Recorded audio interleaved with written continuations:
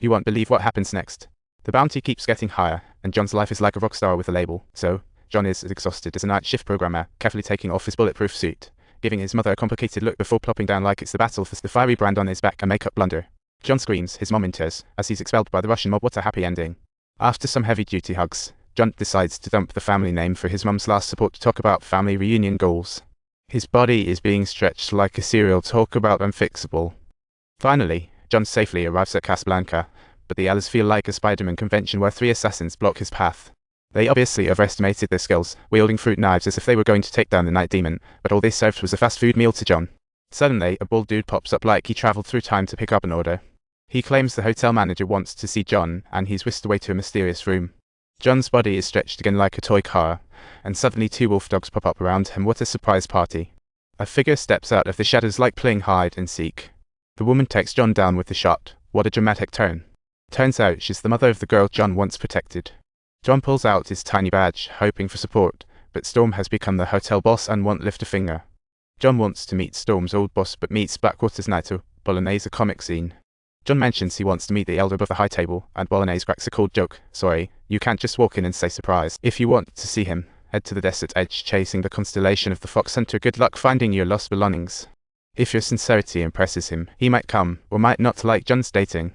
John thanks him and prepares to leave with Storm, but Bolognese calls him back because he wants Storm's little dog as consultation fees. Storm immediately refuses and boom, Bolognese goes for a one-shot kill, but who knew the little dog was wearing a bulletproof vest? Storm, instantly fuming, aims the gun at Bolognese. Let the showdown begin. The little dog takes the opportunity to bite Bolognese's small lobster. Looks like this drama is far from over. On the way out, Storm casually shoots Bolognese in the leg, like racking up points in a game. These guards are like paper tigers, and Storm angrily calls for the little dogs back before they can react. They get their heads blown off. John quickly cleans up the surrounding enemies, aiming 2 shots, and when he runs out of bullets, he grabs one from the enemies.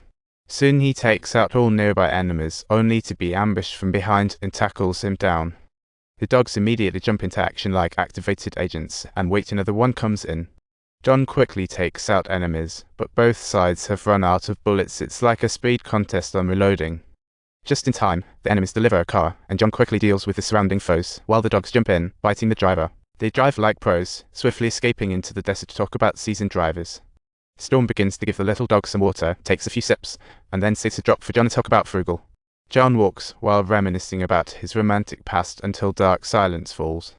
A long-haired beauty arrives at the hotel, holding a mysterious gun like a character straight out of a sci-fi movie, and finds Winston. She only listens to the high table's elders and tells Winston of John's mischief in the hotel, giving him an hour to flee. She then heads to a restaurant where the bald chef is like a gaming boss, trading blows with John. Truly formidable. The assassin princess then takes action, attacking the Russian mob as the bald dude leads his apprentices in an all-out takedown spree. They move like the wind, leaving no mobster alive, just the lonesome matriarch standing. The assassin girl knows she helped John escape, and after all those years raising assassins, her hands are just getting punished. Next, she leads the bald crew to the covers of the underworld. They breeze through this level like pros.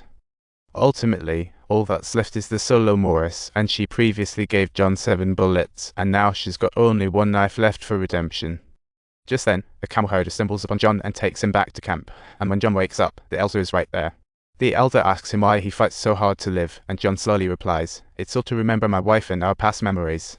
The elder says he can give him one last chance, but first, he must complete a mission, thus putting him under the high table's control like a chain reaction. Though hesitant, John agrees for the sake of survival. No tricks this time, as 2 servants arrive with the table. The elder demands John's most precious item as loyal to his pledge. He knows he must act today.